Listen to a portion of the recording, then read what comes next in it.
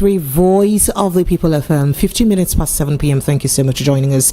Welcome to the show. This is where we get to look at topical conversations that has been making the round all day. What you have been talking about across the country all day is what we look at, even if we cannot look at all the entire conversations, but we just pick at, those as it concerns you, basically, because we are here for you. We are Voice of the People. We represent your interest. Welcome to the show. My name is Precious Inyi. I am your host. This show is produced by Promise, and today is Wednesday. I got myself a charm today. He's in all white. How I got myself Professor Darlington's lecturer. Yay, Professor Abugu San. Thank you so much for joining us. I don't want to forget the San anytime I talk to you because it's not easy. It's not easy at all. Thank you so much. Welcome, sir. I told you I love your outfit. Is this Danshiki, right? Yes. Beautiful. Thank you. And it complements your white hair. Beautiful. Thank you. Well done, sir. So, sir, this thing about the Senate stopping selected media houses from covering plenary, is this constitutional? And why should we let it thrive if it isn't? Is that what democracy represents? I want to know, because you're a lawyer, you should know. Well, and that's on the order of the Senate President, by the way, according to the reports. Yes. The Senate or the House of Reps, or indeed the House of Assembly of a state, they have powers to regulate their own proceedings. So within the chambers, the rules and regulations of the Senate hold supreme. And that is why you see that whilst they are in that chamber, they have legislative immunity. Sometimes you see them throwing shares, and shouting at one another, and you find that no legal proceedings comes out of them. That is because within those hallowed chambers, they have legislative immunity, and they have the powers to regulate their own procedures. So it is not every proceeding of either of the chambers that is open to the public. Yes, they have a public gallery. There are occasions when they will say, let's clear the public gallery. Let's go into an exclusive indoor session, executive session. Yes, they do that. Yes, so but even when they have a public gallery, they select media houses. They are now selected media houses that should cover the plenary. I would think that is within. They downsized the media houses. Yes, that is within their constitutional responsibility. Why so, really? Well, because I'm wondering why major media houses, some very major media houses we know in Nigeria, were expunged from that list. Well, I dare say use the word expunge. The bottom line is that some media houses are admitted, and once whatever they cover comes out anyway, becomes available to everybody. And you think that wouldn't be doctored? You think that they didn't use media houses that can play to their tune? Well, if it means that, if you want to read meanings into it, you can also look at the reverse side. Okay. If there are 100 or 200 media houses in Nigeria, should they have the free reign to cover the proceedings of the? No, but 100 media houses weren't covering the. No, I'm just giving an example. Okay. If you want to say that is a question of right, none can be excluded, then you might as well say that, the entire gamut of media houses and their reps, so they have this power to regulate their proceedings. So it's constitutional. So okay. I think it's within their right to limit, choose, screen, and decide the number of media houses. I guess it's also within the right of the CBN to ask us to pay for our security by, asking us to pay cybersecurity levy. Well, we'll look at the relevant for every transaction, and see whether they have that for power. every transaction that we'll look at the relevant legislation and see whether they have that power. Okay. I just thought I should ask because, it's good to just get clarification and all of this. Lagos, welcome to the show. As I told you before, I already said that this is where Nigeria's finest conversation takes place every evening. On the hot topic this evening, 2.7 billion naira fraud. EFCC arraigned Sirika daughter Thursday, that is tomorrow. Interestingly, Emefele's case also comes up tomorrow again too. We'll see how that pans out. Reps move to investigate escape of Binance executive, deny bribe allegations. Okay, we'll move on to other issues very quickly. Reps demand presence of security operatives in schools to forestall attacks. Okay, all right. Moving on now. Lagos government to demolish unapproved buildings after amnesty period. Lagos government to demolish unapproved buildings after amnesty period. I don't know, so they get amnesty serve. So there was a story about 80% of houses in Lekki not having proper approval. So I'm wondering if we're demolishing the entire 80% of houses in Lekki alongside this amnesty period. I mean, when the amnesty period is over. But then let's move on very quickly. Yep. Microsoft shuts down engineering center within 2 years in Nigeria. This makes me want to cry. Army pulls out of Okwama, and then very quickly we'll go to Rivers State. Rivers Crisis LG chairman Dea Fobara vowed to remain in office after tenure expiration. We'll find out how constitutional that will be. And then, of course, still about Rivers Crisis, the LG chairman called for impeachment of Fobara. They say, may they impeach him, you know. And then, okay, and still on Fobara's issue, impeachment, Parish thought of forceful takeover of River State. PDP tells APC. Yep, Lagos, these are the hot topics that we have. You know what? Let's take a quick breather. We'll be right back as we begin to dissect these conversations one at a time. This is 90.3 Voice of the People FM. We'll be right back. News on the streets. We go to bed empty hunger. To the blaring horns of a hustling city. The loudest voices of the common man got a medium to be heard. This particular administration, they were coming unprepared. It's not a bad thing to renovate the president's lodge. Through top-notch programming, unbiased reportage of news, sports, business, entertainment, and cultural documentaries. Voice of the People, 90.3 FM became a symbol for 21st century media. And now, a new baby is born.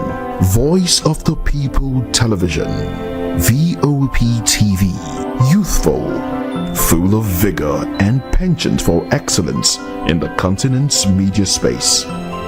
Exposing the wrongs, applauding the rights, dissecting the news without fear or favor, through factual and accurate stories and contents. Corruption kills three things that makes a society. Representing the interests of the people and giving them a voice. Voice of the People TV is here to stay towards building a fair society. VOP TV, Voice of the People Television, truly a voice for the people.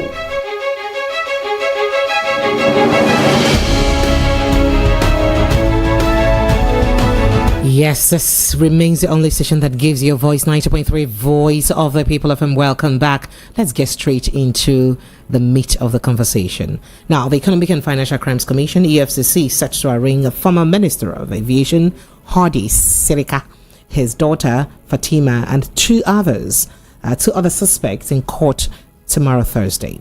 The suspects are facing charges over alleged 2.7 billion naira contract fraud uncovered in the aviation ministry under Sirika. The embattled minister former minister will be arraigned for trial for the first time before Justice Sylvanus Oji of the Federal High Court in Abuja tomorrow. Now, Sirika is billed to appear in court with three co-defendants, his daughter Fatima, one Jalal Hama, and Al Durak Investments Limited, on charges of abusing their positions to launder over 2.7 billion naira. Yes, I do remember that we also have, I would never forget that, until EFCC would do something about that. I remember we have an accountant general, who's supposed to be with our 109 billion naira. And out of that, we hear that there was some sort of plea bargain of 30 billion or stuff. I don't know how true that is. It's been a long time. That story is off my head. But we do hope. Now, to you, Professor Bugu, there's been complaints about, I know that some of these cases may be sub judice, but following the antecedent of the EFCC crime fight, do you think that it's been, a fight that is done with the sincerity, utmost sincerity of purpose, or it's been some sort of selective justice, considering that there are so many others who's been fingered for corruption, but it looks like EFCC has kept some kind of blind eyes to them? My own position is that the EFCC, in prosecuting allegations of corruption, cannot but be selective. Why? Because Then what are we fighting? No, look, see, it is not every case that goes to the police station that ends up in court. But why should it not end up in court? No, see, that's the point. It's not every complaint that goes to the police for investigation that ends up in court. It's the same thing with EFCC. Unfortunately, in this country, the corruption is endemic. And So you know. And So you lawyers know. We all know. So why Even are we the helpless? Even the layman on the street knows. So why are we helpless? Okay, so the point is, at the end of the day, EFCC, just like the police force and the Independent Corrupt Practices Commission, are inundated with cases. The same way our court system are overwhelmed with the number of cases, criminal and civil, that are before them.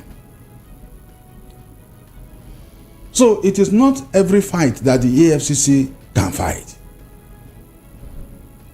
You know, so how do they choose the ones they decide to fight? I'm not an insider. I don't know. So that's the problem. Yes, you see. So unfortunately, so that you know the reason why. Okay. Unfortunately, they end up with this image of say, oh, you know, you select your victims.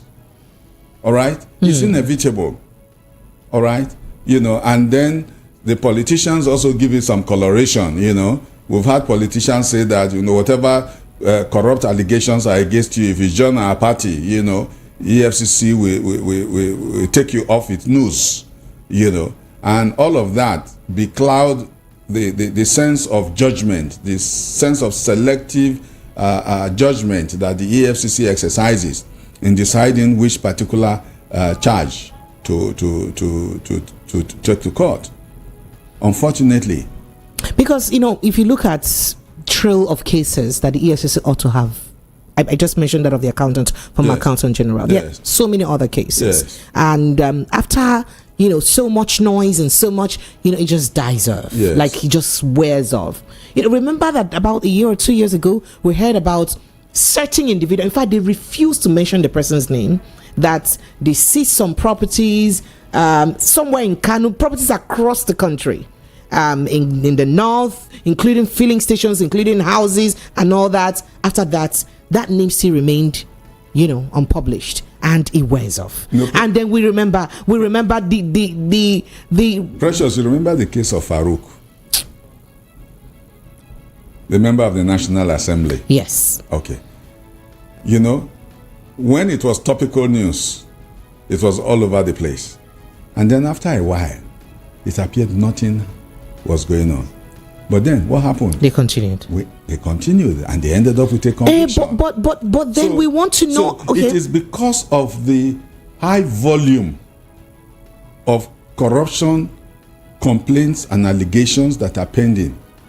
You know, before one is treated to its logical conclusion, another one has surfaced and have taken over the prime news. Okay, so since what's his name, Okorocha got bail till now, remember how they invaded his home? Yes. And since he got bail till now, have you heard any news? Well, that's not to say the case is not going on. Yes.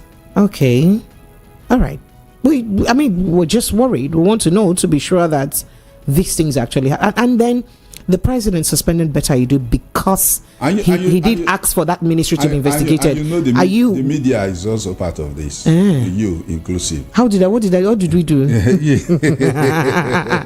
So since the president suspended Better You Do because he wanted to investigate her ministry, have you heard anything as per the outcome of the investigation? No, but that is not to say something is not being done. That is not to say that the investigation is not going on. No, investigation going on without any arrest or without any restrictions. That is where I'm also saying that the media is also complicit in And that is what I'm talking about, because every time we ask about better I do. No, that's not the point I'm making. Okay. The point I'm making is when it is prime news, the media cashes on it. But the media does not follow through. Look at Okorosha's case you've just mentioned. He was granted bail. The day he was granted bail, there was an adjourned date fixed by the court. Did the media follow up?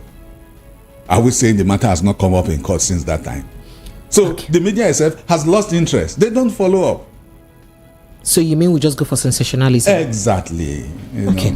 All right. I like that accusation. So I guess we're all guilty. Honestly, this is below the belt.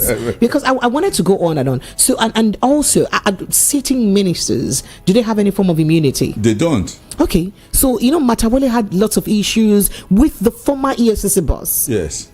And immediately the, government changed hands. Boom, he's a free man and now a minister. Yes. Shouldn't he have had a file with the EFCC, and shouldn't that file be revisited? Because people protested recently seeking for a revisit of his case. And the EFCC is yet to really respond to that. I like to believe that EFCC still has a case on him. Then what have they had? He's a minister for state for defense. Defense, sir. Yes. You understand? Yes. Okay. Yes. How long ago? the way you're saying the yes. Like you're taking a deep breath to say the yes. No, how long ago? Okay. The man being arraigned tomorrow. How long ago has he left office? Okay. So because we're waiting for that very long time to happen. So all right. So there comes a time when there's a pharaoh that doesn't know Joseph. And dormant files, and then there are some will be dusted. And there are some cases that are regarded as cold cases. Okay. That is because whilst the incumbent was in office, he had all the instrumentalities to make sure that credible evidence that will otherwise be available and were not available. Okay. So they are declared cold. Okay. Until a pharaoh comes, he leaves office, and then the cold case become active and virile again. Okay. And then you see a prosecution. Okay, if you insist. But let's go to the House of Rep now, as they have launched an investigation into the escape of Nadeem Anjarwalla, head of Binance Africa, from the custody of the National Security Advisor.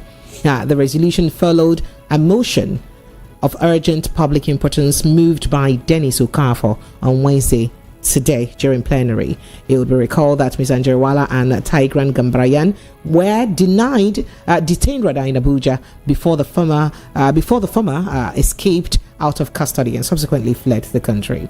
In the motion, Okafor said the escape of Anjarwalla from custody was an embarrassment to Nigeria long ago. He prayed the House to investigate the circumstances that led to that escape. Meanwhile, the House also denied the allegation or the alleged soliciting of bribes from some persons. Kama Nkem Kama raised a point of order on privilege, stating that the House cannot be embarrassed.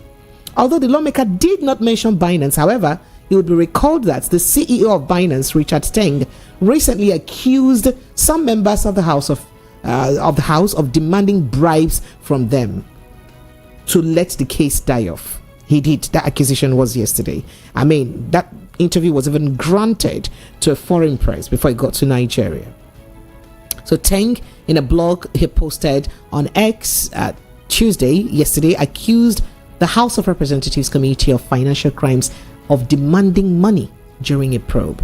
Kama said the House never made such a demand from Binance and called for strong action. In fact, the Binance executive said the demand was $150 million and it's in cryptocurrency.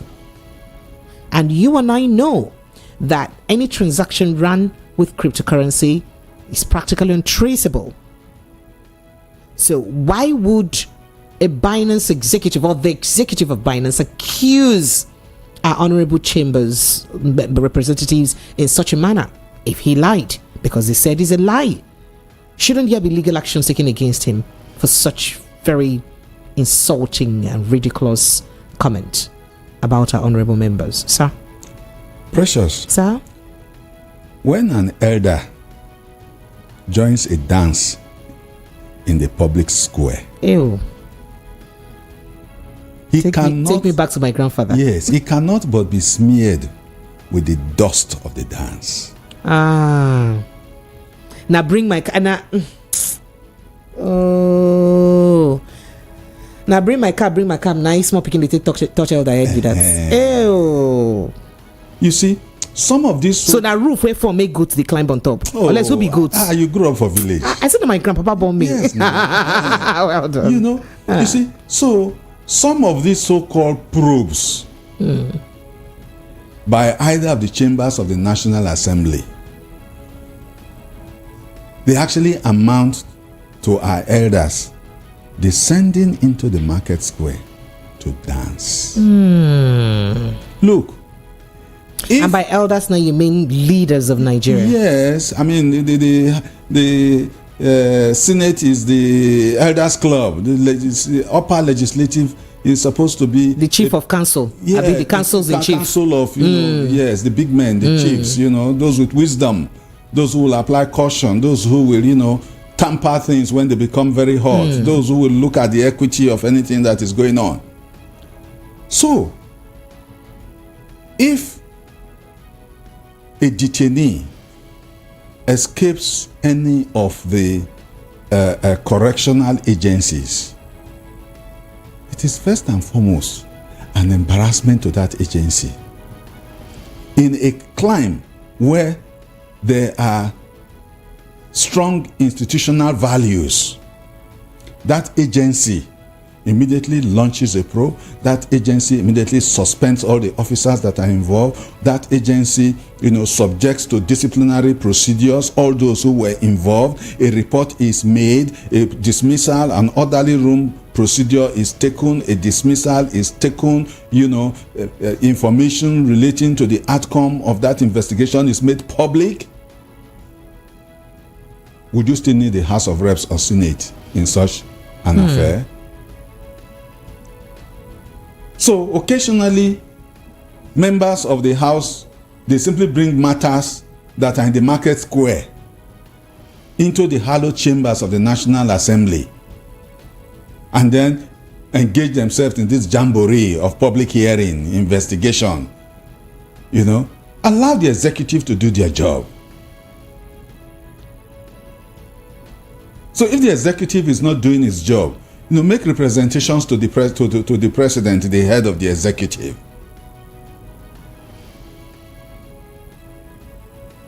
And when you want to conduct oversight functions with respect to the particular ministries concerned, you can raise issues. But all this jamboree of saying we want to do a public probe, when did you become an investigative agency? In the name of oversight functions. So our rep is just letting themselves down. Oh, yes. They are descending into an arena that actually, shouldn't bother them. And that is why they get smeared. So you see it now that, okay, look at it. Look at the allegation of this gentleman. Do you think that allegation? I was going to ask if I did ask earlier if it's possible that we sue him, that the House of Reps sues him for lying. No. Does it make sense that the House of Reps or Senate that is not in charge of prosecution, that's not in charge of arrest, that is not in charge of relationship with Interpol to bring him to justice, that is not in charge of the judicial process that will hold him accountable, that is the institution that you allege that members of that institution are demanding for a bribe of $150 million in cryptocurrency. So, but my point is, the assembly is getting smeared because it is descending into the market square to go and dance. They've not accused the police. They've not accused the DSS. They've not accused the judiciary. But the National Assembly. Why? Because they let themselves down that much. Okay, so the same National Assembly has said that there should be security operatives around schools in Nigeria to forestall attacks. Is that feasible? Considering that security operatives are already overstretched.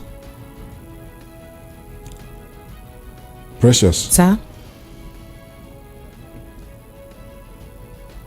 I'm surprised this is coming now. When the schools in Borno State were vulnerable, to kidnappers. And when they ask that they shouldn't open because of when that. they ask that they shouldn't open to conduct West African Examination Council exams, and that if possible the children should be moved to a much more secured location, either in the state capital or close to the state capital. When there was intelligence report that it is not safe and that there were likely to be, risks involved, did they deploy soldiers? Did they deploy policemen to guard these schools? What happened in Chibok? Couldn't it have been avoided? And so many other schools in Borno State.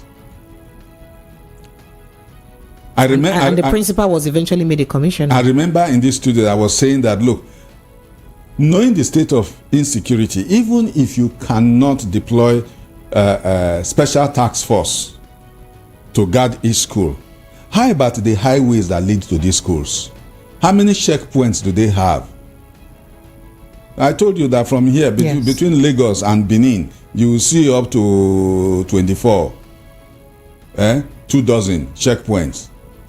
You know? Perhaps because you have more human activities in these areas than the other areas. Oh, okay. So it is just the human activities, not prevention of crime. We have to protect human beings. I'm sorry, if that makes sense at all. So now suddenly it is the National Assembly that is again now bringing up this issue. So you think it's not feasible? Deploy armed. When did it become their function? Now, speaking about deploying, to direct the deployment of troops. Okay, speaking about the deployment of troops, the Nigerian Army has eventually pulled out of Okwama community in Ueli, South Local Government area of Delta State after that incident that happened. So, according to sources in neighboring Akugbene and Ukulugba communities in Bomadi Local Government area, the soldiers pulled out of the embattled community yesterday, 7th May 2023, suddenly, without any prior information to do so. Confirming the development, Governor Sharif expressed appreciation to President Bola Tinubu and the military high command for the withdrawal. Now, he made a statement in that regard. I wouldn't want to go through the statement. I like the way you're smiling listening to this conversation. Precious. Sir, we talked about this earlier on. About it, yes. And since we spoke about it, I have become involved. Okay.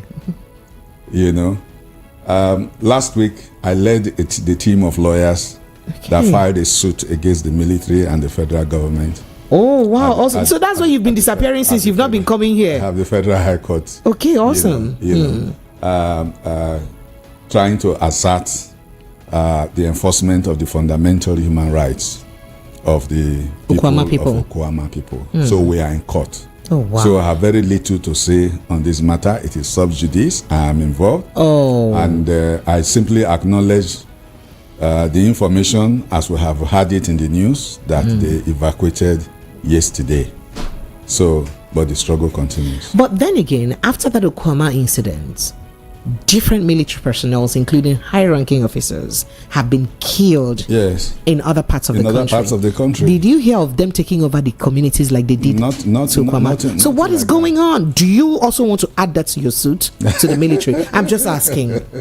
Because what goes for one should go for what goes for one rather should go for all. Shouldn't it be that way? It's already part of what we're presenting before the courts. Oh, awesome! Thank you. Well done. So for all of you that say we're not talking Abi, you see that our talk is working Abi. Thank you, sir. You're welcome. So well done. So we're looking forward to that case, going well. But let's go straight to other conversations. So in another swift issue that it's not friendly, we hear that Microsoft would be leaving Nigeria. And that means over 200 people may be losing their jobs. PZ is also leaving if they've not left already. Procter & Gamble have, made that announcement. Amongst other, I don't want to go to GlaxoSmith and all that. So what does this mean to us? It's the state of the economy. Because I think one of the reasons for the Microsoft issue is that no more purchasing. Perhaps purchasing power is low. People are no longer subscribing as much as to their services as much as they should. So if people are not subscribing, and if you are earning in the local currency, and you have to convert, and you have to pay expenses, majorly in foreign currency, then it will become very, very apparent that you are not getting even. And if you are not getting even, not to talk of making profit, these are businessmen. They are here to do business. How do we remain afloat? They are not a charity organization. So these are, more Nigerians pushed into the labor markets. Unfortunately. The already flooded labor markets. Unfortunately. And that is why all the issues, Precious. Sir?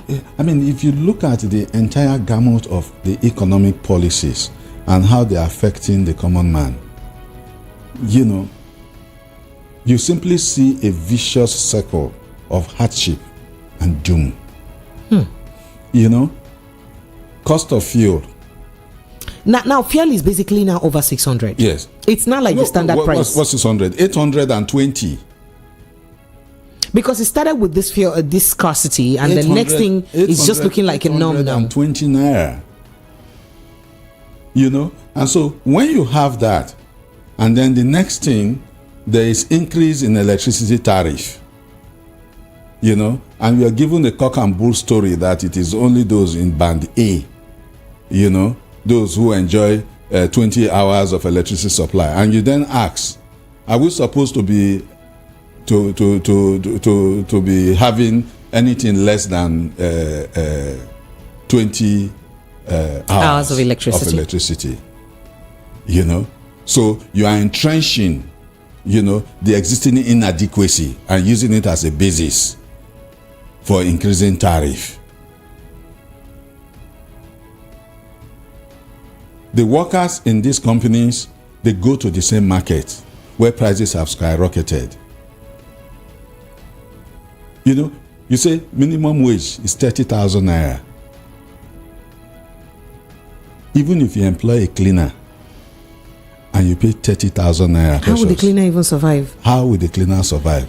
Because that 30,000 naira, 1,000 naira will not bring that cleaner to work and get to and fro. Even a security man that is given an apartment to live, if you pay that security man 30 even 40,000, how will he eat even twice a day for 30 days with 40,000 naira? Because there is practically no food you can buy regularly that way. Economic realities. Those are the harsh economic realities. Sometimes I wonder the resilience of Nigerians, how we bear all of this and we still smile. So do you subscribe to what Peter Obi said? Peter Obi is saying that like this cyber security fee and all that is over laboring Nigerians that are already overstretched. Oh, of course, and yes. the government is just particular about overtaxing Nigerians, as a means to making more funds, creating more funds, Precious. Or generating more revenue. Every electronic transaction. So you agree with him? Oh yes. Every electronic transaction you do through the banking system today, you pay for it. You pay a transfer fee. You will pay stamp duties, you will pay VAT, you will pay account maintenance fee, all on one transaction.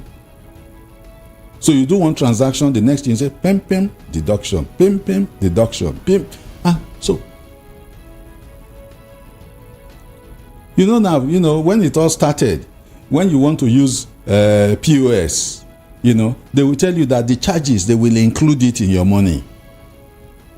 But now you pay ATM maintenance. I used to quarrel with operators of POS machines. I said, look, I'm the one paying you. You have the system. You are the one. The system is facilitating to receive my money instantaneously.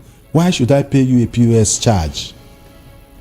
But now, the reality has sunk in.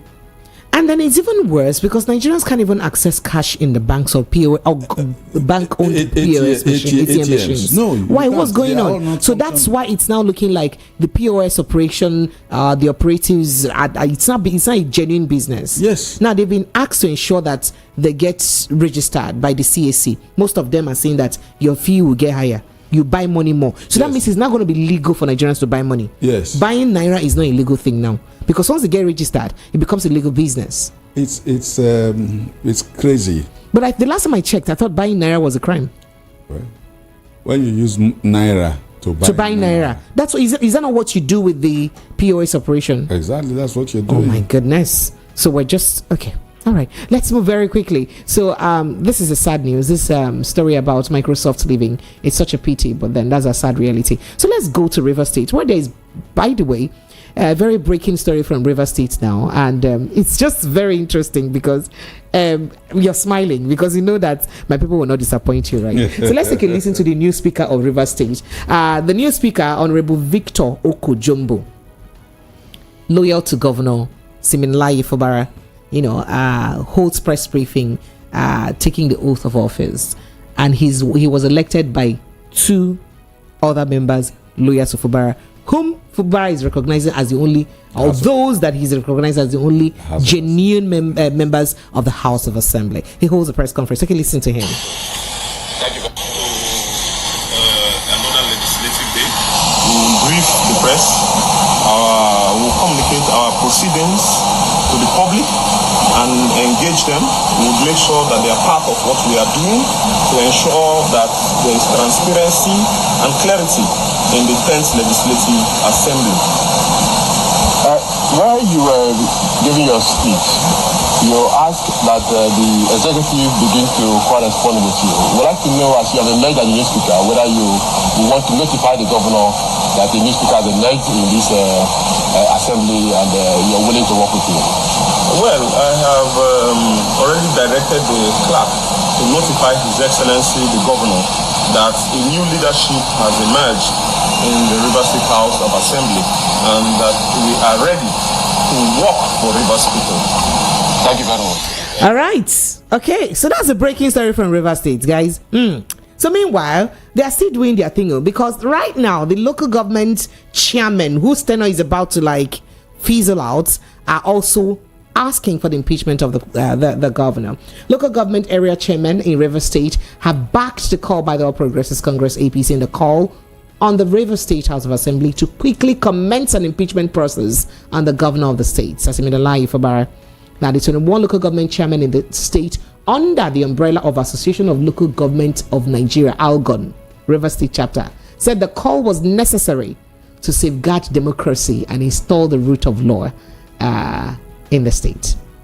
The rule of law, rather, in the state. Addressing pressmen in Port Harcourt, chairman of ALGON in the state, Honorable Olwell Ihunda, who also is the chairman of the Port Harcourt City Local Government area, decried that the governor of the state has withheld allocation of the LGA since April. April is when?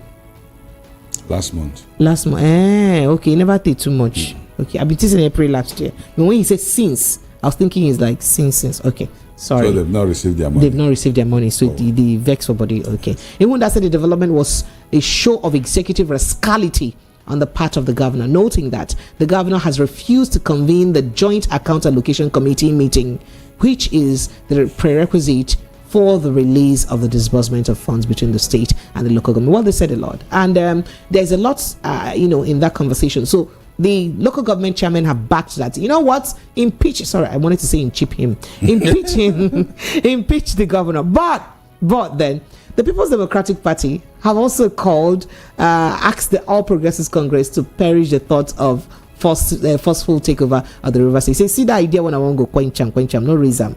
Quench that idea when they go so. National Publicity Secretary of the PDP, Honorable Dabo Olugunagba, said this at an ongoing media briefing in Abuja. He was responding to calls by River State Chairman of the APC, Mr. Tony Okocha, asking members of the House of Assembly to impeach Governor Siminalayi Fubara. So he said that, you know what, that's thing that people want to do. Why not just try that first? So what do you see playing out in River State? First of all, the governor had said that that he can decide not to recognize the 27 lawmakers, the ones faithful to Wiki, because that's their position is not necessarily recognized by law anymore since they left office. What does the law stipulate? Let's understand if who's actually playing by the law or not. Well, let's take it from the scratch. Okay, sir.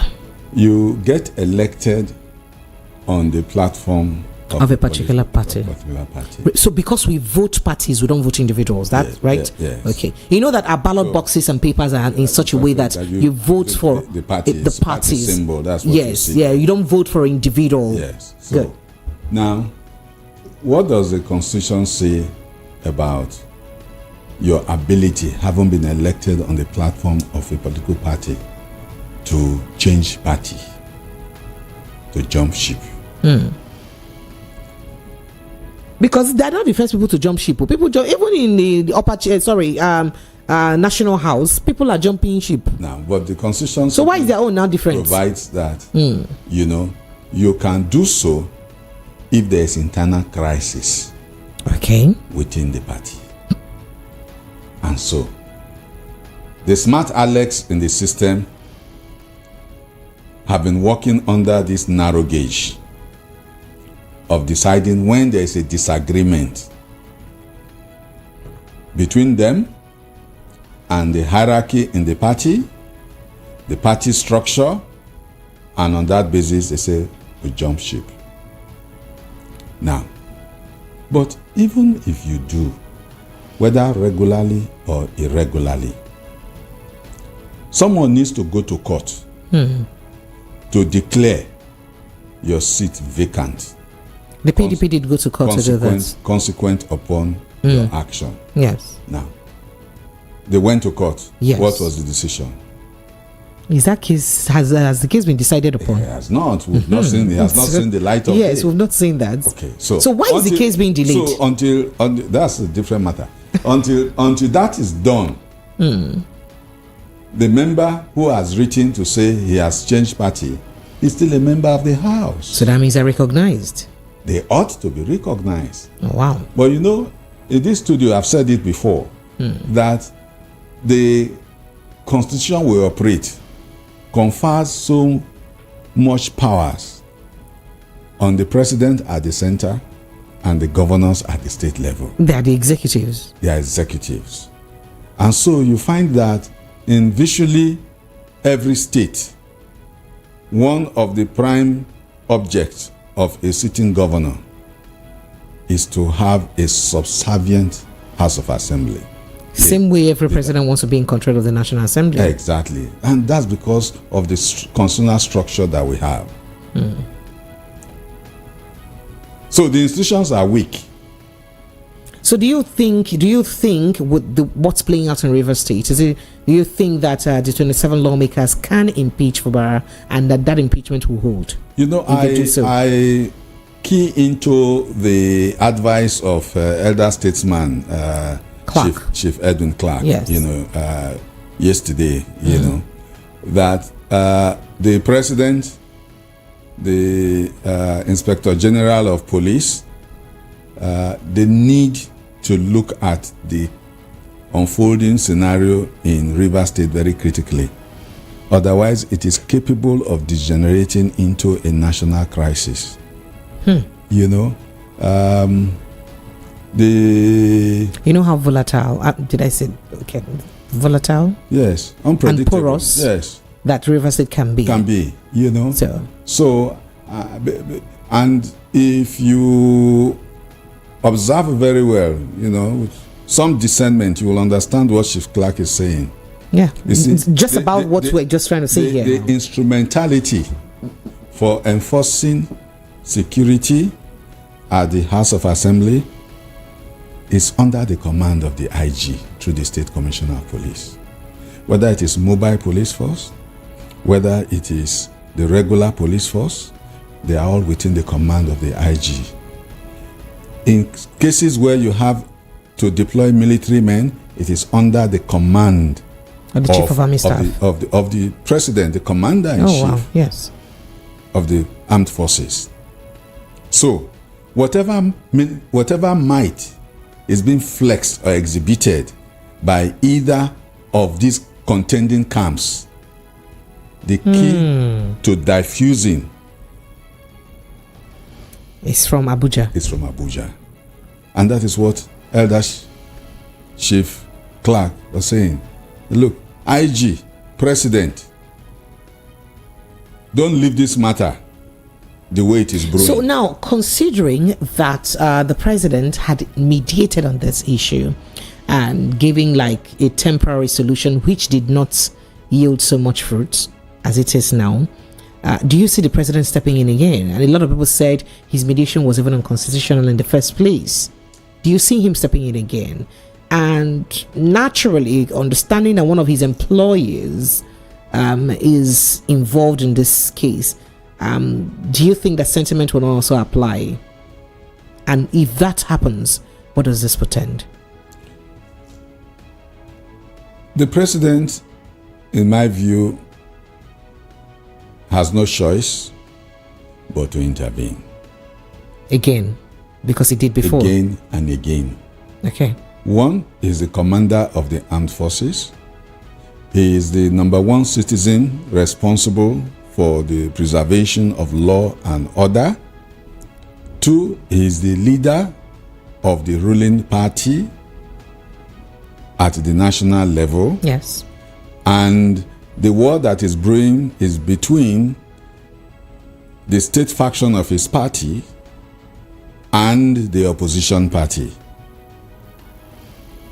He cannot close his eyes and ignore what is brewing in Rivers State. So he cannot pretend that this isn't happening. Oh, yeah, he cannot. So he has to do something. Now, understanding that the governor has quite a number of elder statesmen behind him, the orderlies of this world, the mayors, Abiy Sekibos, and some quite prominent Rivers chieftains behind him. Does that mean anything? Well, in the court of popularity, maybe it means something. You know, in the court of acceptability, as to whether the governor is acceptable, it does mean something. Okay. But you see, all of these supporters do not have that instrument of power. That is the game changer. He who controls the armed forces. The armed forces. Oh, wow. Okay. All right. Okay. But what is so important about Rivers State that Wike is holding on to so much after his tenure is over, if he's involved in this? I'm sorry, I had to ask. I'm happy you added the word if. I had to. Yes, you know. It's only sensible to do so, isn't it? Yes, you know, because some of these things you never really know. You know. Yes. It's not like he's really denying that he doesn't have interest anymore. That's true. I mean, the man has boasted publicly that he installed, you know, all absolutely the members bought all the tickets, all the politicians in Rivers State sitting now. Yes, he bought forms for all of them. He ensured all of them won. So they should be loyal to him. Exactly, you know. So he's never missed word saying that. No. Is that even constitutional for a governor to buy tickets for? Well. Oh wow. Well. Okay. The constitution didn't say where the funding for buying of forms should come from. Okay. But you see, you know, when Wike says some of these things, you know, you can just say he's being brash, but a little bit uncouth. But it is the reality of what is playing in the political landscape. Governors buying forms. Well, shouldn't you be a bit more? That's why I'm saying he's being circumspect, if I have to about say it. But you know, you understand. But it tells you that the kind of loyalty is demanding any governor in his shoes in the practical Nigerian political reality would demand such. Exacts the same thing. But did he spend his money? Wasn't that state funds? Well, I don't know. I suspect it is state funds. Then why make so much demands on state funds? I'm sorry. Our collective money. Yes. And you're making demands on it. Not all of us get the money. Then you born Rivers State. He dispensed it. Yes. Oh, wow. Okay. So what do you see happening in Rivers State following all of this brouhaha? And then with this latest development of a 2-member House of Assembly appointing or electing a new... It is a fight. It is a fight of political interest. So this new... and as soon as there is mediation and those interests are pacified and settled, everything will come down. There will be normalcy. So this new speaker now, will his position stand? Is it recognized by law? Well, we'll leave it to the judiciary. But I've given you an insight. Okay. That, those who decamped until the court of law have declared their position vacant. Okay. They are still members of the House. Okay. So we're still waiting for the court to take a decision, and then they get to do that. Very well. All right, Lagos phone lines are open. Let's begin to take your thoughts and reactions on the conversation. Interesting. I like the fact that he helped us bring a legal perspective to most of the conversation. So we won't be speaking like layman, and then not having very defined stance to the conversation. I appreciate you, sir. Thank you so much. Lagos, that is Barrister Darlington's lecture. I did ask you before if he was a good boy in school. I'm asking on the He was a good I don't want him to hear us. This is gossip. This is gossip. He was a good student. Oh, good. Barrister Darlington, I'm sure you can hear that. He was a whisper. I don't know how you heard that. Lagos phone lines are open. 0700 903 903 903. That's the number to call. 0700 903 903 903 if you're calling on a direct call. But if you're calling on WhatsApp, 0817 175 6338. 0817 175 6338. In case you're just joining us, let me quickly run you through the hot topics that we've had this evening. It is beginning with Sirika story as 2.7 billion naira fraud. EFCC arraigns Sirika daughter tomorrow Thursday. I can't explain how money is working anyhow for contract. Reps move to investigate escape of Binance executive denying bribe allegations. They will not ask for $150 million. Like we don't even know how this thing happen. And then also, reps demand presence of security operatives in schools to forestall attacks. That's also in the news. Did I tell you that Lagos State government to demolish unapproved buildings after amnesty period? I think we need to scratch that very quickly. But then let's go to other issue. Microsoft shuts Nigeria engineering center within 2 years. This is sad. And over 200 employees lose their jobs. This is a very sad situation. Army pulls out of Okwama community. Yes. And then still in the news this evening, Rivers crisis, LG chairman Dare Fubara vow to remain in office after tenure expiration. Say even if our tenure expire, we'll go stay. Show yourself, we could see what you go feed do. You know that the House of Assembly vetoed him on this House of Assembly, this local government issue. Would that veto stand? Well, I think it does. It stands. Yes. Oh wow, interesting. That means more interesting times coming. The issue with that veto, however, that I recall, was whether the number of days the governor was supposed to have to take a decision on whether to veto that bill or not was recognized. Whether the House of Assembly overturned the purported veto before the expiration of the time. Okay. All right. Interesting. Well, the House of Assembly is backing the impeachment notice on Fubara. They say, you know what? We're in support of it. Everybody for ye, take it. Let him go. And then PDP is saying, you know what? Quench that plan. Hold down. Impeachment. Perish that thought of forceful takeover of River State. PDP. He's telling APC, I don't know what people are looking for in River State. Do you think there is a party interest in River State? Party? Do you think APC is interested in River State? I'm sorry, I had to put it that way because that's what PDP is alleging. I'm sure.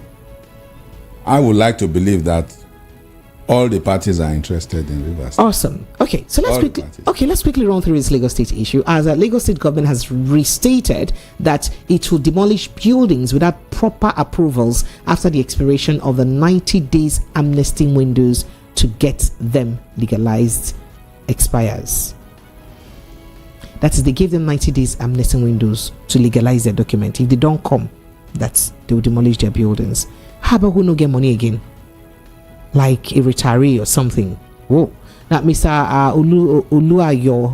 Uluoye Olusegun Office Public Affairs Unit, Lagos State Building Control Agency, said this on Wednesday today.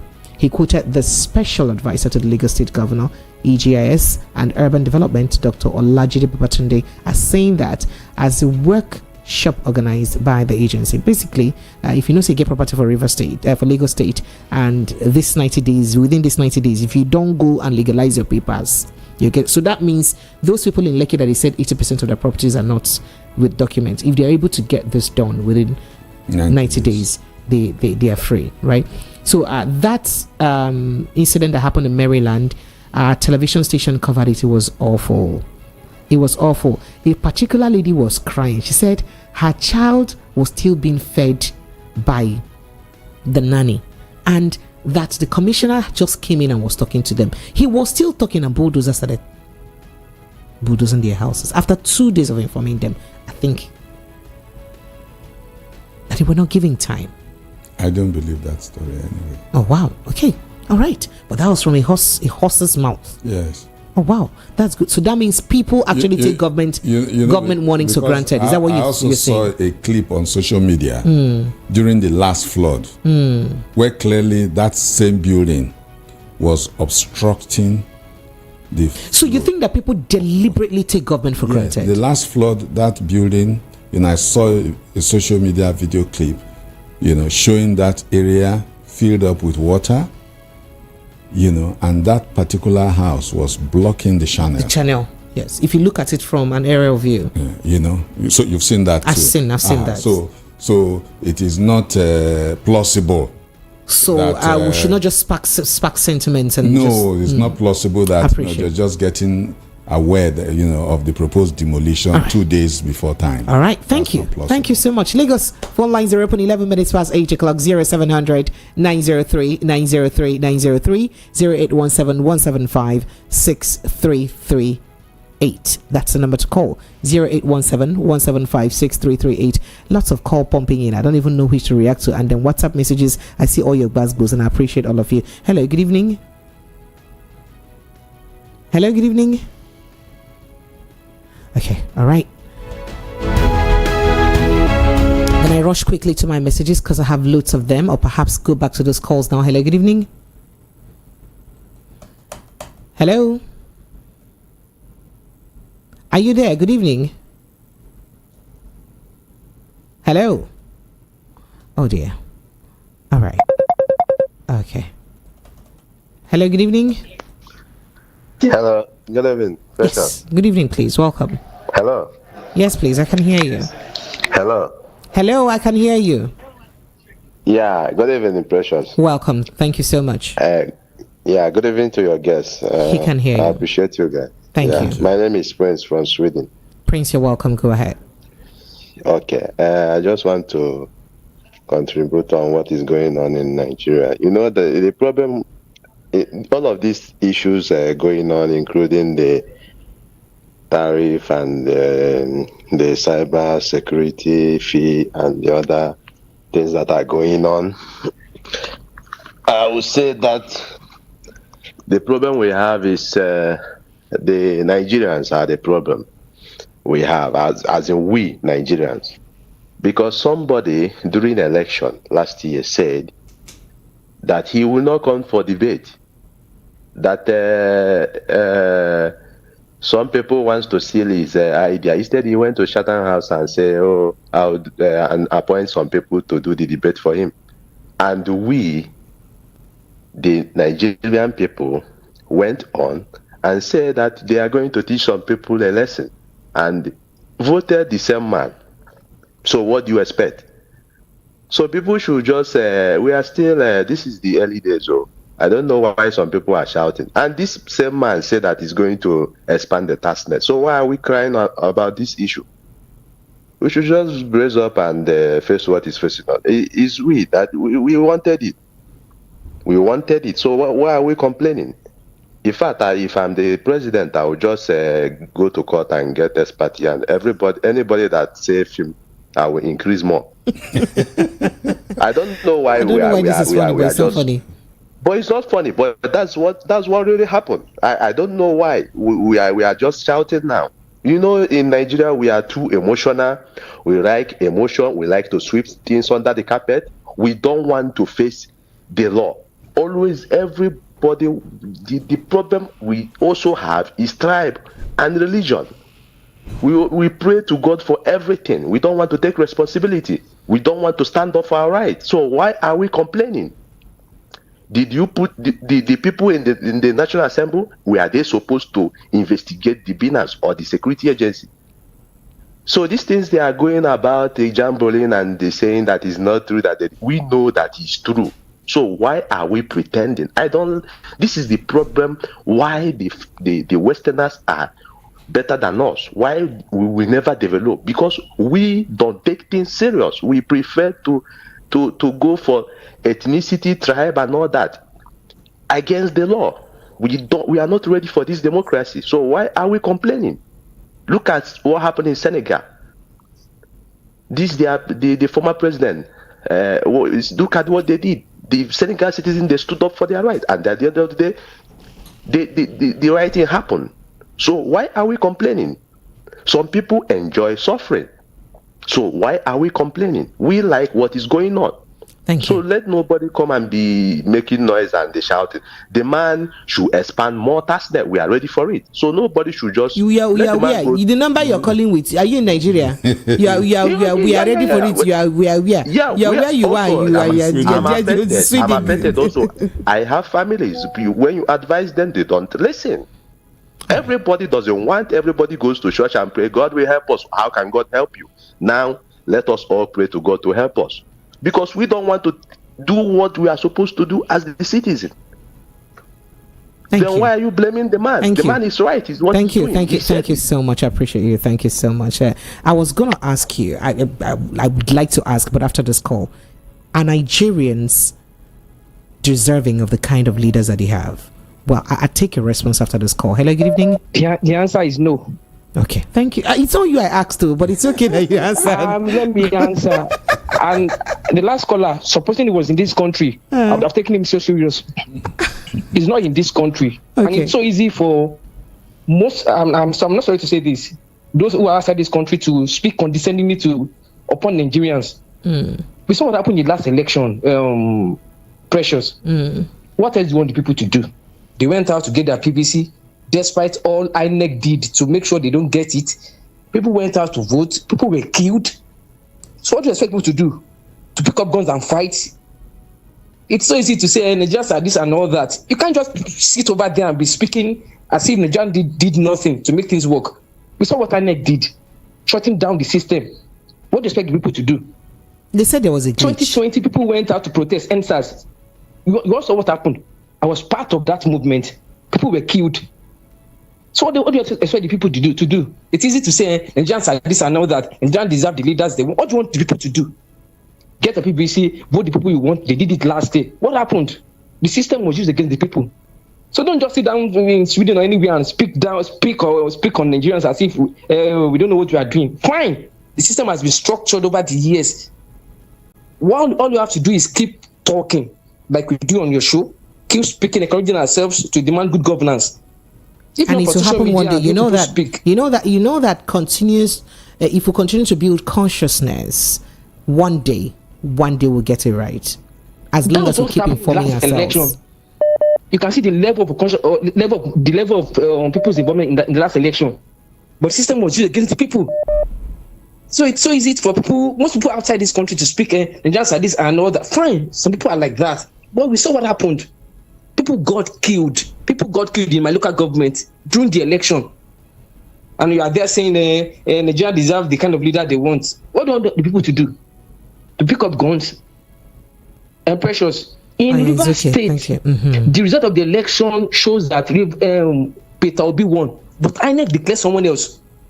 So what do you want people to do? Pick up guns and fight the government? Good night. Good night. Thank you. I'm still coming to get a response to that question. Hello, good evening. Good evening.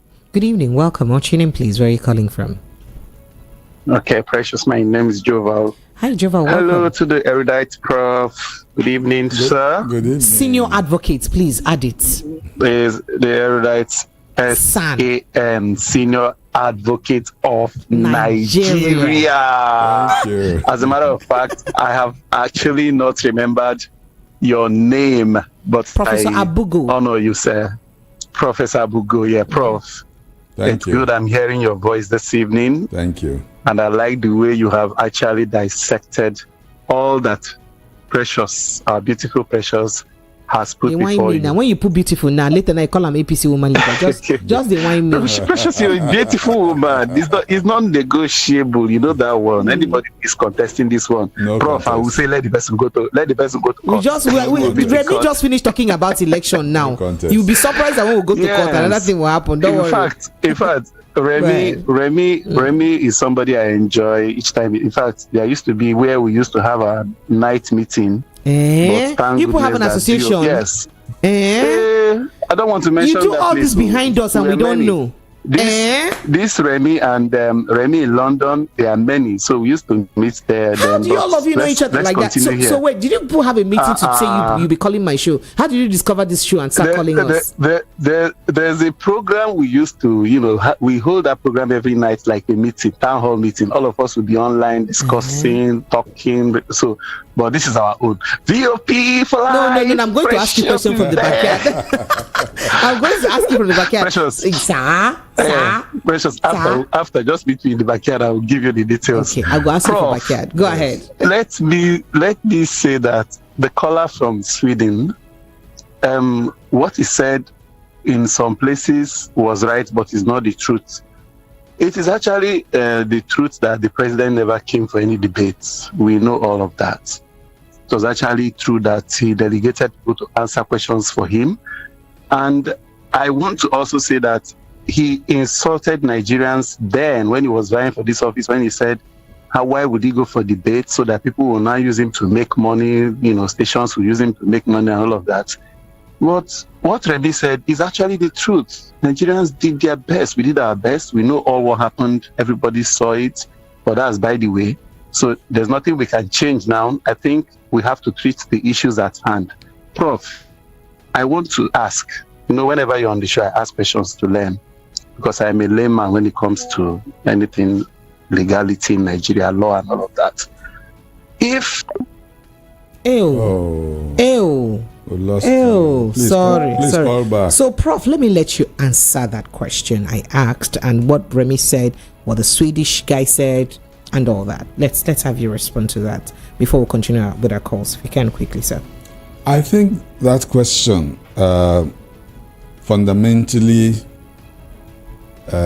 addresses issues concerning our electoral process.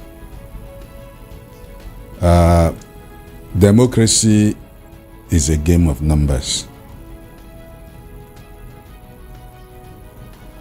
In the last election, the electoral register was revised by INEC a number of times. The electoral register was pruned of dead woods, those who have died, those who have relocated, to ensure that we have a credible electoral register. And thankfully, the issue of whether the electoral register was credible or not had never arisen in any of the disputes post that election. So, the other issue, therefore, has to do with the conduct of the election itself and then the resultant litigations, challenging alleged malpractices in the elections. Now, those two issues has to do with the state of our electoral laws. I am one of those who believe that the Electoral Act 2023 was a great improvement on the Electoral Act 2010. The 2023 Electoral Act tried to address a number of issues. So, for example, the issue of snatching ballot boxes or stuffing ballot boxes was not a prominent feature in the 2023 elections, thanks to electoral reform. So gradually, some of those things that robs our electoral process of credibility Gradually, we will keep addressing them. Electoral reform is a continuous process. If anything, the biggest problem we had in the 2023 election is the issue of internal democracy within the parties. The issue of internal democracy within the parties was a lot more than malpractices that became evident in the conduct of the elections. Cases where primaries were supposed to be held, primaries were moved to a different destination outside the constituency. Cases where, those who were supposed to be delegates at primaries were not the delegates, where a different electoral list was used for the conduct of primaries, conduct of kangaroo primaries, primaries where, A won the election and B's name was forwarded to INEC, and so on and so forth. Those internal democracy issues befogged and transcended into the gubernatorial and legislative, federal legislative houses election. So, sum all that up. I agree with Remy that the average Nigerian electorate did their best. But even when we say did their best, what was the average turnout? So, why I keep asking these questions? Oftentimes it's said that Nigerians are deserving. In fact, that they were that our leaders are a reflection of who we are, and I've never agreed to that. And I want to know, should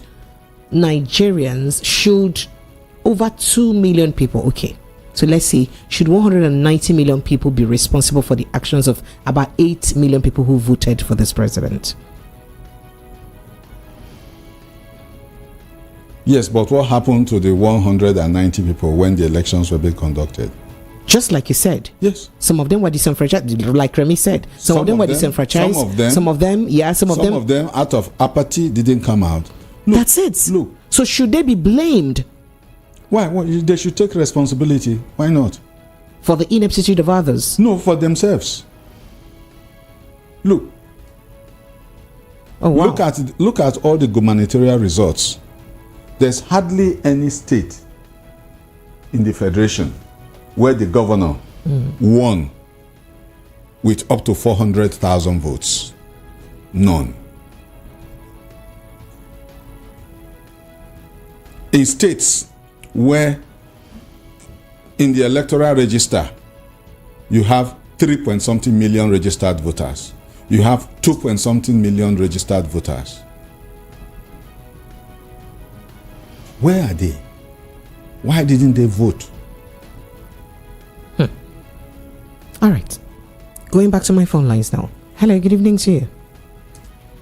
So we'll not be suffering for people that not voted. Maybe because I was in the hospital, I was sick, I couldn't vote. Or on the line of duty doing my job and I couldn't vote. I'll not suffer for what another person voted. Well, you are bound by the consequences. It is part of occupational hazard. Yes, of the electoral process. Hello, good evening to you. Welcome.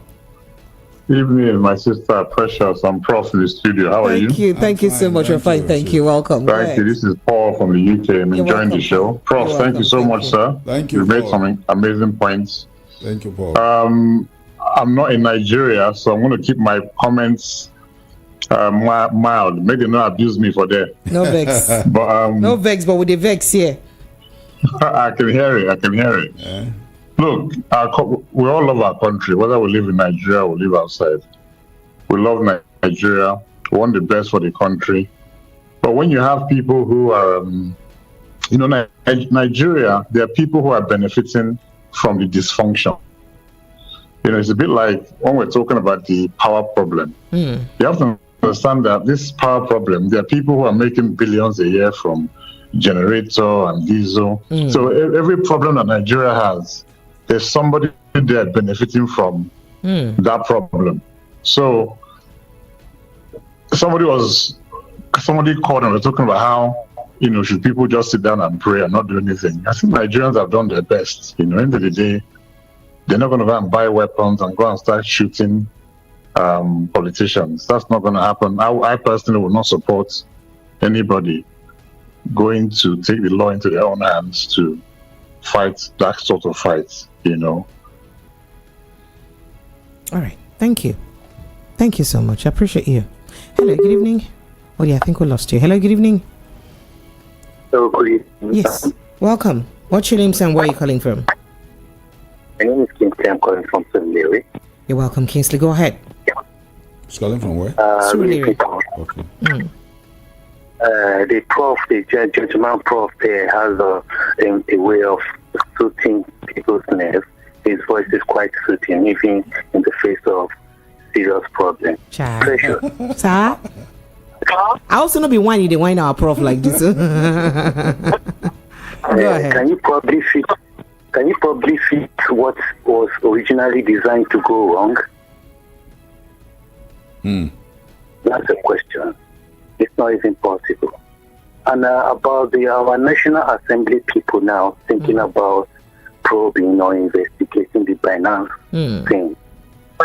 How did they just wake up from slumber just immediately when they were accused of acting sticking up for pride? Now they now remember that they will need to probe the escape of the executive that left. It shows, it goes a long way to show that they are trying to cover something. Even as much as it's not even their duty to do, but if they have started, if they have made if they have started before now, people would have understood that, okay, maybe they are trying to help get things right. But why is it immediately after they were accused of taking for pride, they now like a child, like since you are accusing us of this, so we are going to investigate how this man left. What is even their business in that? Like the erudite professor said, is it their duties to do? Is it theirs to do? Or they just dancing? In fact, he didn't mention it well. They are dancing naked in the market. Oh yeah, sorry, it's okay. Thank you. Thank you so much. I appreciate you. Thank you. Thank you. Good night to you too. All right. Okay, so let me run through some messages very quickly. Akenechuku from First Tax says, Madam Precious, there is no day your state, River State. If you don't put it your state, you don't know you're addressing me or where. Say your state, River State, will not be in our topic. I think it's high time you mean, you go to your state and settle for Bara and Wiki, with that your magic voice, maybe they'll settle. Come push me now. Come push me where I go. Okay, thank you. I appreciate you. Kenechiko from First Tag. Thank you. Oh, wow. All right, Precious, good evening. Last week, when Barrister Darlington was in the studio, I asked whether he knew there is life immunity for Nigerian presidents. He said he doesn't. Please ask Barry. Does he have life immunity? No. For Nigerian president? Good. No, so why are past presidents not probed? Well, that's why someone is asking. Well. I'm sorry. Let us just looking at your face and the calm way. That's what that guy said about you soothing and else. I wish you can see your face. The reaction on your face and the well, it doesn't tally at all. Say well, okay. So what? Precious, let's just say that it has never happened. And nobody wants to set the precedent. Set a precedent. You never know. Okay, all right. Let me go back to that message again. And then, oh dear. I think my message box is just acting up. Ouch. All right, let me go to YouTube while I'm waiting for that to load up. Quite a plethora of reactions. You know that was Abacha was proved posthumously. Yes. Please stop. No, after saying well, you now remember Abacha that was posthumous. Okay, now well done. And then this is it. He now says, I'm 100% sure of this. I'm not a lawyer though. It was one son that revealed this. He said it was hidden somewhere in our constitution. That's Nigerian presidents have life immunity. No, it's not. Okay, so Prof is telling you that it's not, right? It's not. This one, Oga Prof, don't cram everything with this on a position. He didn't head. His Royal Highness BC Nwoko says stopping some television stations from monitoring the proceedings in Senate is really not acceptable. The Senate is a public place and totally belongs to the Federal Republic of Nigeria, not a private sector that you should order who will monitor what. Please, Precious, what are they really hiding from the general public? But it should select only TV stations that will cover them. To be honest with you, this is a no situation, and I hope the Senate will revisit this matter as soon as possible. That's what you said. Madam Precious, can I guess answers to that your rhetoric question to your son? Are we helpless? Truly, we are helpless, and believe it or not, help may not come until the kingdom comes, or thy kingdom comes. That's the scary part of it. Patrick Onyanta sent in a message. That's scary. Help will never come. May never come. No, I see a glimmer of hope. Some light. Some light. But breeze blow too much if you quench. No. This light is revolving. Okay, no go quench. No. All right. Tax. That's there isn't no other way to generate money in Nigeria but than to tax the vulnerable Nigerians. Perhaps no country wants to lend Nigeria money again. Oh God, rescue your children in Jesus' name. Harry, don't interpret for us. Harry Ogada from Palm Grove sent in that message. Willie then says Nigeria's case is likened to the biblical story of Solomon's son Rehoboam in 1 Kings chapter 12, who rejected the council of elders to reduce the people's burden and accepted that of his young men by increasing the yoke of the people much more than Solomon's reign. Concerning fuel scarcity, it was a strategy by the oil cartel in cahoots with the government to subsidize, also to subtly increase the price without any resistance by Nigerians. So they just make it scarce a bit when you now buy it expensive because of that scarcity, and then they now maintain the hype, because that's exactly what looks like it played out now. Yeah. You agree with him? Yes. All right, Nigerians should brace up. That's what he's saying. And then my dear friend Dayo from Fagba, after insulting me that I don't read his messages, I see you, Dayo. He said APC woman leader, the spokesperson of APC. The question is for this government. Since they came into power, is the people rejoicing or are the people rejoicing or mourning? 11 months of nightmare, sorrow, tears, blood due to bad policies that created insecurity that turned the country to a gangster paradise. Is it that bad? It is that bad. Well, looks that bad.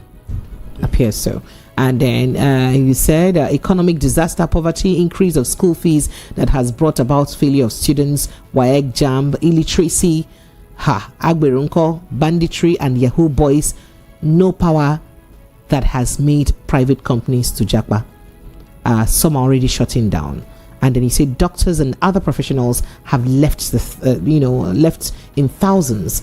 Is this governance with this kind of government? Please bless those who do not expect from this government, because they will not be disappointed. You went on and on. Daya from Fagba. Good evening, Precious. It appears everybody has a solution to Nigerian problems until after they get to Abuja. It's a bit like say the solution they skip head once it's reached. But when you want to contest, you have solution. Or is it that the wrong people forcing their way in? Or Lawole from Ijaniki sent in that message. All right. And then this here says, Precious, thank God for the good job you are doing. You make journalism very interesting. Precious, how do I make journalism interesting? Yes, you are. Oh, thank you. Somebody just told you that your voice can settle wiki. Stop it, I like it. Thank you, sir. Precious, how do people in Nigeria survive? What have we done to these people to call themselves Nigerian government? People shine your eyes, for the next election. Be ready to vote them out. I can send in that message. Thank you. I can appreciate you. Thank you for the kind words. Greeting, Precious and Professor in the studio. Great show today. Thank you so much. I appreciate you. And then Alex says, Precious, the way they call my name Precious all the time, it's interesting, right? He says, it's a sweet name. Is it? Thank you. You know what it means, right? Yes. I can't be less precious. Thank you. And he says, and also the wonderful barrister in the studio. I agree to you, sir. And thank you I agree to you, rather, sir. And I agree to what you're saying. And thank you for the highlights you've been pointing out here on this matter. But I called in respect of the so-called caller from Sweden. Please, Precious, I'm begging you, do not allow such people to come out on here and try to insult Nigerians. He also loved the country. Why did he leave? Let him come back if he loves the country to Nigeria. And we are all going to fight this together. He cannot be out there and be saying this kind of thing he's saying. Well, you said a lot. I appreciate you understand your sentiment. We all feel the same way. Precious, please let the professor know that many people in my polling booth and other areas in my community and local government area were chased away and thoroughly beaten because we were tagged non-obedience. Okay. For him to say people did not come out to vote is not what? Okay, it's not fair. William from Isheri Onsho sent in that message. Oh, so it was a two-way thing in your part of town. Okay. Aya from Mushi says, count of law, this court of law that, court of law this, court of law that. Precious. So if money changes hands and the court of law in River State pronounces those lawmakers legal, when even a layman on the street knows that by law they should not be recognized, does that mean they would be there?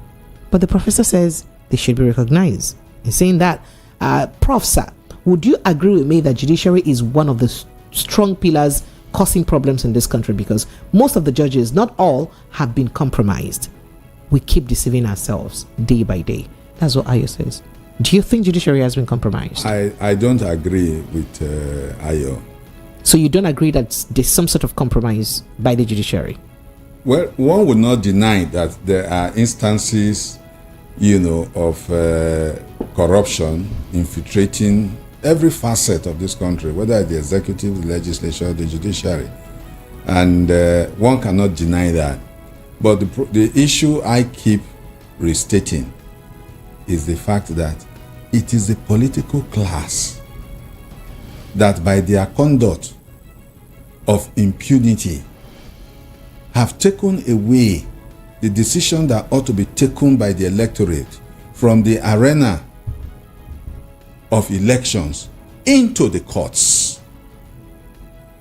There's hardly anybody that loses an election in this country that doesn't file an election Is it petition. their fault? It is. If INEC conducts election the right way and there's decorum law and everything is put in place, will people go to court? INEC is a regulator. The players. I'm sorry, sir. The politicians. I'm sorry, sir. I know that the players. We know that. It is the players. That granted. They are the but ones as who a go to regulator, court. Yes. you tell me that, now you be the captain, now you be the referee of this game. Yes. So you go play this game like this. Then when it's time for the game, you have to tell me something else, and I shouldn't have the right to be aggrieved that you did not keep to your own rules. Is it fair, sir, that INEC stipulates rules for election and does not uphold that same rule, and then the court exonerates it without proper punishment? No. You see, that's where you are wrong. How am I wrong? Because the court says that INEC promises were mere or INEC guidelines were mere promises, and that they were not. Hold on. You see, okay. There is a difference between what happens in the public arena and what the letters of the law says or provides for. Okay. Now, I know the issue. The instance I gave. Please, sir. I know the instance you're giving. Okay. About whether INEC changed the rules or didn't play according to the rules. Their own rules, Yes. Okay. I guess the issue you are referring to is the issue of the INEC cyber and real-time transmission of results. Please. Exactly. Now, what does the Electoral Act say? The Electoral Act says transmission of results will be done both manually and electronically. So I understand that. Hold on. You see, because the legislators understood that the Electronic transmission.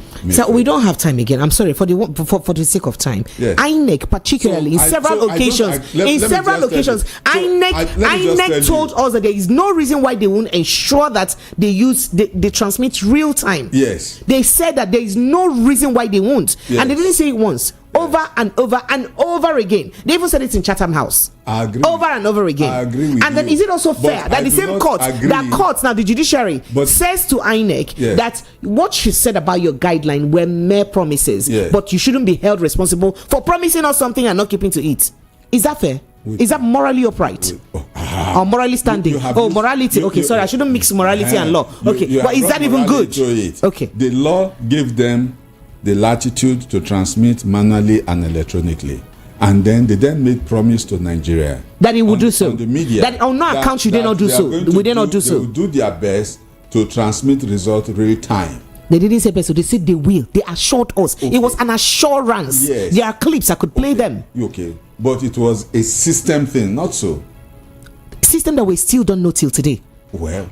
But the important thing is in this age that we are, we cannot ascertain the real issue, and then the court exonerates them. That's what I'm saying. It's not like there won't be issues, but shouldn't the court at least hold someone responsible that, oh, you gave people promises that you did not fulfill, so for that reason, while I'm punishing others or while I'm making judgments, you too will no keep promise where you promise, or this one are your own part of punishment. That shouldn't happen, because I have never seen where any electoral officer is held responsible, even for those that are caught for electoral malpractices. An electoral officer, I've not seen them held responsible. No, of course they are. Of course, yes. Oh wow, thank you for correcting me. I appreciate. They are electoral but most of these cases that go to court, prosecution. No, most of these cases that go to court, litigant guns cases and all that, we never really see the court share blames to INEC and say, oh, you guys were also at fault at this point or at this point, and that's exactly the case. Well, but I actually think they do. I told you in what cases, one instances. Okay. It would be nice if you put me through. Yes, you see, when a court, you see that in all the elections, do so with punishment. Hold on, well, to serve as a deterrent. Because what is the essence of doing so when you don't put punishment? So that another INEC officer will not go and do the same thing that will cause another thing. If the election you conducted is nullified, isn't that an indictment on you? Indictment, and I don't receive any punishment. Tomorrow I'll do again, and indict me again tomorrow. I'll go and do again. Why do you have laws? Why do you have punishment for crimes? Is it not to serve as a deterrent? So that if I see, say you don't punish, they don't punish you. Tomorrow, me, if I don't go agree them, so that they no punish me the way they punish you. Is that not the reason why we have? No, precious. So are you saying that punishments are no longer? No. That's not what I'm saying. For the purpose of serving. No. You're not properly situating this. Okay, sir. This idea. Okay, sir. INEC is an ombudsman. You have taken my step down conversation. INEC's duty is to conduct elections, and the participants are supposed to play in accordance with the rules. That same INEC have had cases where, like in Kogi State, where it was alleged that their staff came in with already fit, even in Imo State. In fact, even before the election in Imo State, the parties were already saying that we are scared that they will fill in results before they came. And then after the election, they also allege that same thing happened. So that's the thing. The press don't follow up with a lot of these things. So it's not the press that will help INEC do their work. So you really they give us plenty of work. There are quite a lot of electoral officers that are facing prosecution post the 2023 elections. Quite a lot. So it is not right to say that there are no prosecutions. No, I'm not saying there are no prosecutions. I am saying that what are those punishments that have been meted on those people to serve as a deterrent? That's why they have been prosecuted. Because the reason why there's how many have we heard? How many have we heard? Because of the way, because of the flood, the way these cases flood. The place. So how many people have been? Don't worry. Let me not disturb you, sir. Unlike decisions as to whether someone has been validly elected or not, which are time bound, electoral offenses are not so time bound. So they fall into the pool of criminal cases that are pending before the courts. All right, let me quickly. Quite a number of them are pending. That I can tell you. They're still pending. Oh yes, they're still pending. Yes, since Nigeria start democracy, people we're supposed to receive punishment for their crimes still pending. What? Let me take call, sir. Hello. Hello, good evening. Welcome. Apologies, I put you on hold for a long time. Apologies. Okay, so let me go back to my messages. Is that message that caused that problem? Because I don't understand. Okay, why are the people complaining about these policies, the president's policies? He's fulfilling his campaign promises religiously. He promised Nigerians that he would widen the tax net, reduce the purchasing power, and slow down the economy. Why are you guys like this now? Thank you for sending your message. I appreciate you. And a precious good evening, Barrister Darlington's teacher San. This is Babaji from Oshodi. On a well done, Prof, please, Prof. Nigerians know that you are not one of those political profs. How do you know? Coming back to your message. I'm coming back. Hello, good evening. Sir. Yeah. So, Prof, I greet you. Good evening, sir. Good evening. Prof, I'm sure you are just touching some wound that is already healed of so many Nigerians with the way you are there. This last few minutes, you can see that Precious is trying to kind of start school again with you. Going back to the classroom. Going back to the classroom, maybe you didn't mark his lesson properly. So. Oh dear, we lost you. Apologies. So I go back to that message now. He says, therefore, we can't beg you, your colleagues and kinds unanimously to join hands together and help us to demand from INEC and federal government come 2027 elections to give and conduct for Nigerians electronical voting. Why can we not have electronic voting in Nigeria? Because I think that's one way we can curb all this crime during election. I believe if people stop coming out to fight, if you don't get ballot box where you go snatch because there are votes inside my house, make I see the ballot box where you go snatch now. I believe we can. So why can't we deploy this? Okay, all right. You say we can, but why are we not canning? Sorry, why are we not doing it? Forgive my sarcasm. You know, I have this prescription that look, if in every state from our historical records, we find that only 400 people are voting to elect governor. So why do we then hold elections in 244 polling units within a state? Because at the end of the day, some polling units just have 8 votes. So why don't we have machines stationed in every local government, only 2 voting centers? And then you vote within a period of 2 weeks or 1 month? 3 days. Let it be the job of the politicians to go to the hinterland and galvanize and gather people and gather. So long as they come there, they show their credentials, they vote. As they vote, the machine tallies, paper tally to correspond as backup are done, and we do these elections within 3 days. All right. That's my own prescription. Yeah, a day shall come. This message says, "Oh God, I keep having that caught on my WhatsApp. Apologies." All right, apologies. Oh dear. All right. Well, there are lots of reactions on YouTube. YouTube people are even vexing for you, Seth. And you know that they will vex for you. You're laughing. Okay.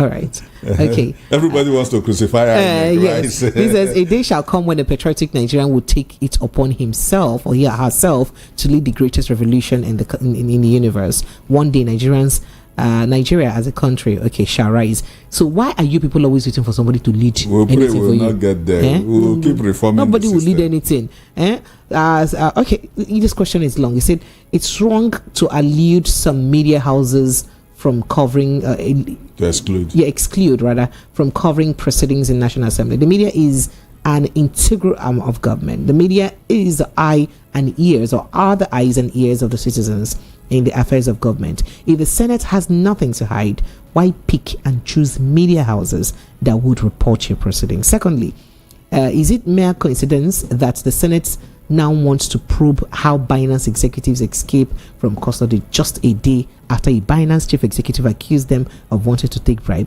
Meanwhile, they did there since. They never probe them. You see that? Precious, Tinubu's government will soon reduce the age to run for presidential election to stop Atiku Obi and other people. MKO sent in that. You see the way they just think up things. Okay, Precious, it's obvious that your guests have no answer to your question. Maybe we all have to invite the CJN to answer the question. Why are you saying this? Why are you guys saying this? Hello, good evening to you. Good evening. Well, help me turn up the volume of your radio set. Yes, I've just done that. Welcome. Go ahead. I want to say something. Yes, please. Okay. You see, apologies to your guests, but we are all alive in Nigeria in 2023, and we saw what happened. Someone like me, I can send you up to 30 or 40 different videos. Wait out, we are looting ballot box. Policemen, we are there guiding them. A lot of things happen in our own eyes. We saw when the places that people insist that their vote must be sent through the IREP and all that, according to the process as say. However, we know how the election went, and we know the disorganization. There was a video of a local government chairman somewhere in Kogi State who was opening the ballot, but he was escorted by Nigerian police, whom we pay with our tax money. He was opening the ballot box. Every ballot paper that he saw a particular party, he did it. The video is there. It was circulating. Video don't lie. We are all live, and we are all alive, and we are seeing what is happening. So when he's trying to twist things, I think that he's being politically correct. He's not being frank. We're all going through a lot of hell in Nigeria. Everybody knows that. So at this point in time, say the truth to liberate yourself. Don't twist things. We know where the truth is. We know how the judgment went. We know how each and everything went. Nobody is, Nigeria. We are no more in sisters. We are in technological age. We understand what's happening. We know that the judiciary is compromised. The judiciary can jail a poor man for stealing a cup of Gary, and can twist a case of a man who steals hundreds of billions of naira for the next 10 years. They will keep adjourning it. So what do we call that? Is the man who steals hundreds of billions that puts the man who went and steal a cup of Gary because he has deprived him his right of life. But the judiciary will quickly nail the man who stole a cup of Gary than a man who stole billions of nairas. So where are we going? The judiciary is the main problem, and your guest refused to spell it out the way it is. He's being he's being politically correct. He's not being honest himself. Sorry, I apologize to that, but that's the fact. So people like him. I appreciate you. Your time is up, so we need to run. Black and we name it white in Nigeria, and Nigeria can. He's wearing white. So are you wearing white or black? White. He's wearing white. He said white is white. Thank you so much. Let me let you go because we don't have time again, so he can respond. Thank you so much. The point you should note is that I have not said that the elections in Nigeria in 2023 were perfect. Even the Electoral Act did not contemplate a perfect election. Instead, what the laws require is substantial compliance. So, true, there were incidents of cases where people were shot at polling stations. There were incidents of cases where ballot boxes were snatched, but the Electoral Act 2023, in trying to minimize and address those issues, provides that whenever that happens, the elections in that particular will be cancelled.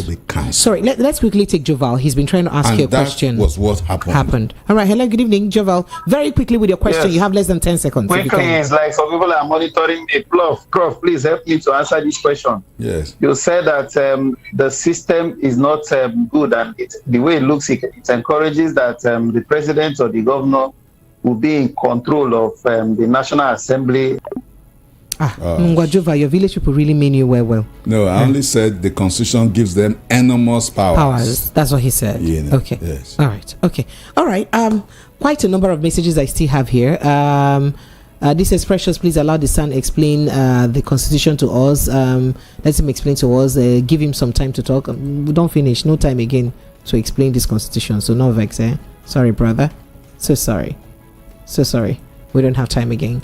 And then, this here says, what is Prof talking about? Nigeria, that INEC has been bought as... All right. Thank you, Prof. Your parting shot. If you can, in 10 seconds.